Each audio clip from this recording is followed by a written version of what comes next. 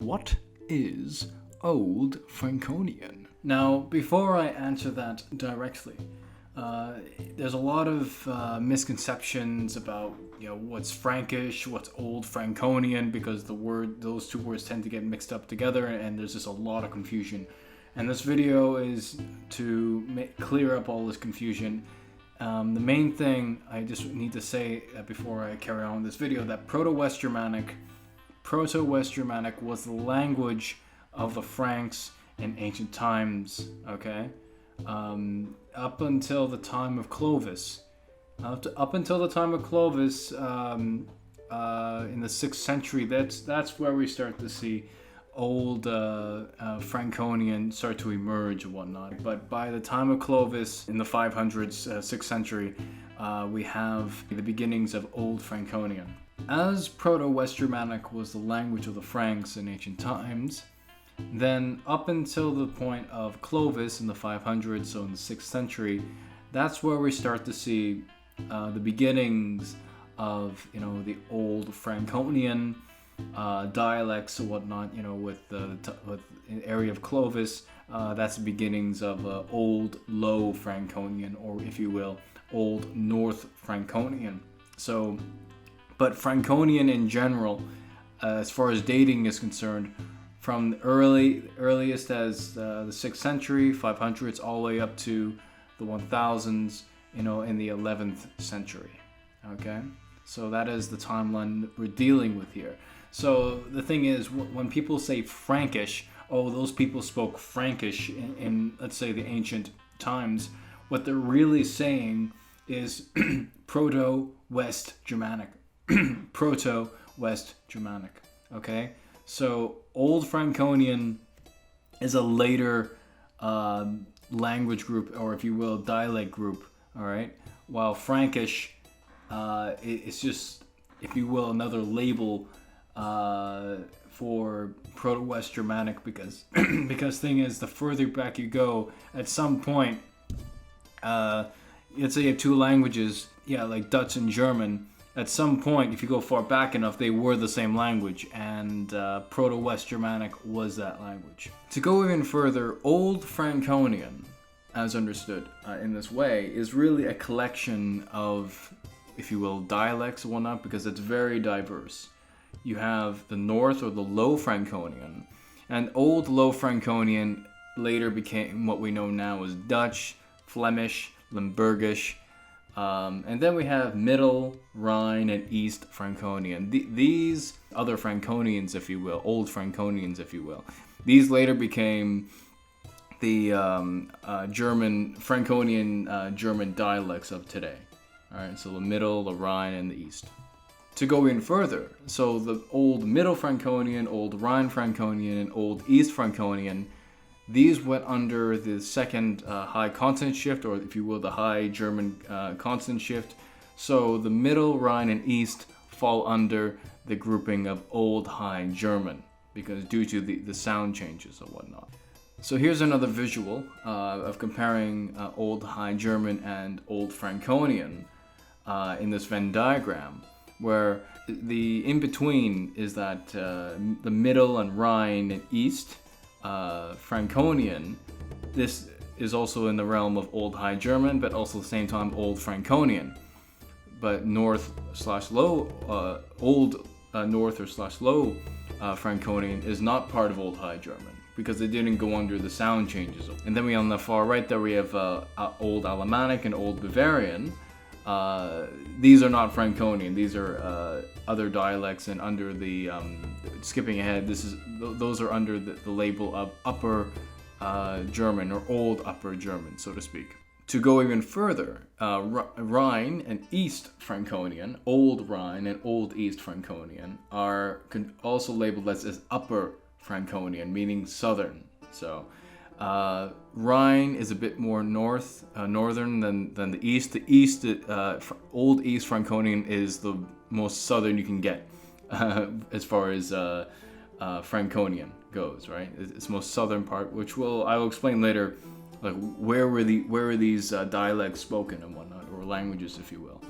Here's another image to explain this in hopefully an easier manner. So the north at the top we have Old North Franconian or Old Low Franconian.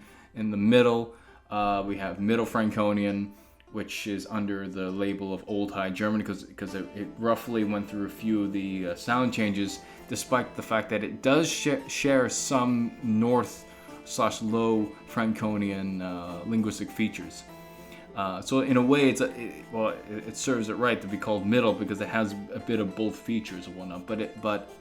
But it's still under the label of Old High German. And in the blue there we have in the bottom, which makes sense because they're both located in the south, that they're both upper.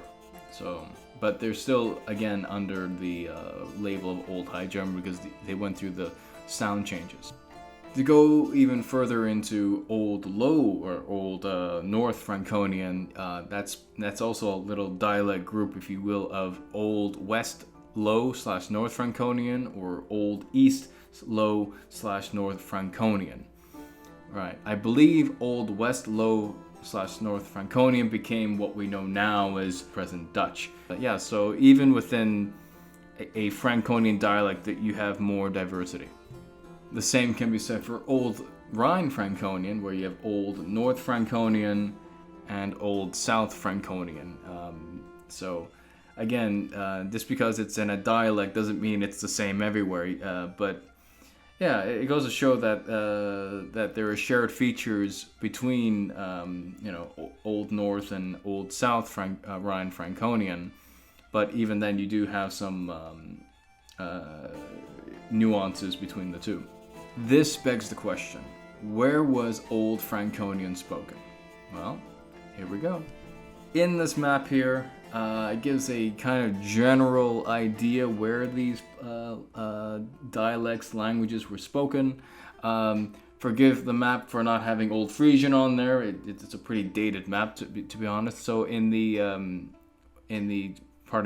lined area, lack of a better term, the lined area are the Franconian parts, so to speak, right? So, a lot of like around the Rhine, the Moselle River, really central sort of Europe, where you have that there. You have like Netherlands, you got parts of Belgium, right? So this should give you an idea like where these dialects were spoken.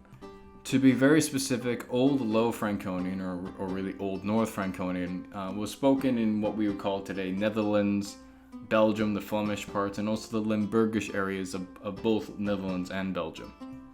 As for Old Middle Franconian, one of the centers, the center that it's attested in is Trier.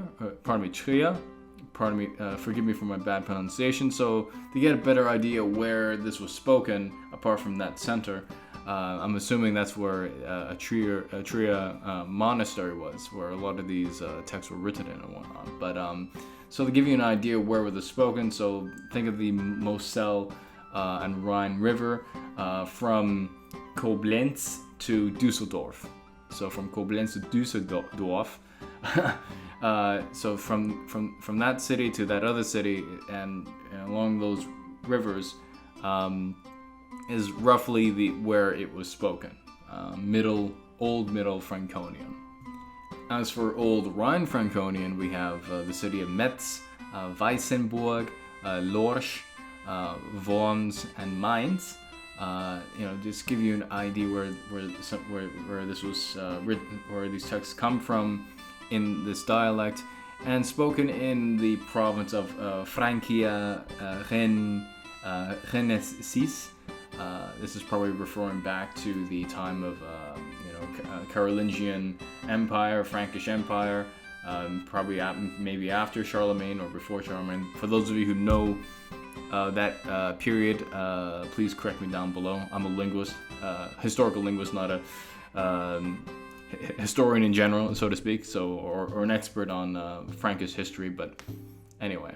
Then we have Old East Franconian, which its centers are Würzburg and Bamberg. Both of these places, if you look on a map, they're quite southern compared to the other cities I mentioned earlier. And this was spoken in the Duchy of Francia Orientalis, so like east of Francia. So, yeah. So to give you an idea where it was spoken. I mean, if I got that wrong, please correct me down below. Again, I'm a linguist, not an expert in Frankish history. So I thought I would talk about where it was spoken, because for those of you who may live in some of these places, you guys maybe might be surprised. Oh wait, I live there. So because thing is, knowing where these dialects were spoken or languages were spoken, it gives like a sense of like, oh wow, like this is like these places still exist, right? And well, to a degree, they still exist and whatnot, and it's like like you're living with history, so to speak, and whatnot. So yeah, now for some comparison. So here we have three words. The first of which we see there with paid in Old North Franconian. I had to reconstruct that because the source I was using didn't have a North example, so it's just my little speculation there. But apart from that, we have paid from Old North, pate from Old Middle, pate in Old Rhine, and fate in Old East. And then the English translation is like, it means like an outer garment, a cloak, if you will. So you can see where it has changed and where it hasn't changed and whatnot. The thing is about these dialects is that, or even old Germanic dialects in general, is that you can't. It's really hard to isolate them because because of contact of people back then, or what have you, or similar coincidental sound changes that happen to have the same result, so to speak. So like it's hard to separate them when they share the same features or whatnot due to whatever reason. So like so the point what I'm trying to say is that it's hard to separate them. The thing is, the more further back you go in time, the more similar languages were. So anyway, so we have the verb to help. We got helpan in the north, helpan in the middle, helpfan in the Rhine, and helpfan in the east. So in a way, you would have like some overlap between one dialect and another dialect. Again, they're not isolated or whatnot. So moving on, we got in Old North, we have Ufil, Ufil, Middle, Ufil, Rhine, Ubil, and East, Ubil, and this is English translation, evil. So in this part, I'm going to talk about a few lists of Old Franconian texts. What I'm presenting in this video is not all of them. There's a lot more out there, but the ones I'm presenting in this video are the main ones to look out for, which have a lot of words where you can read from and learn from, and like how the sentences work and whatnot. Please see the sources in the description, where you can look up the names of the books that I've used to make this video, so you can deepen your knowledge and deepen your research about Old Franconian. Let's move on. So with Old Low or Old North Franconian, we have the Malberg glosses dating back to the 6th century, but found in an 8th century manuscript called the Lexalica. Then we have the Wachten Donk Psalms from the 10th century. We got the famous Hebban Ola Fogela from the 11th century. And then we got the Leiden Villaram from the 12th century. Forgive me for my pronunciation. I mixed modern with old right there. But anyway, so this is a few of the Old North Franconian. I mean, you could call it Old Dutch, but for the sake of Franconianness, frankness, or if you will, Franconianness. Anyway, Old Low, Old North Franconian. As for Old Middle Franconian, we have the Psalms dating back to the 9th century, 10th century. We got the Merseburg charms, which are cool because they mention like the gods like Wodan and Fol and Freya and whatnot. However, Lionel Armitage, he says those charms are actually Thuringian, but then again, the Thuringians, they got conquered by the Franks.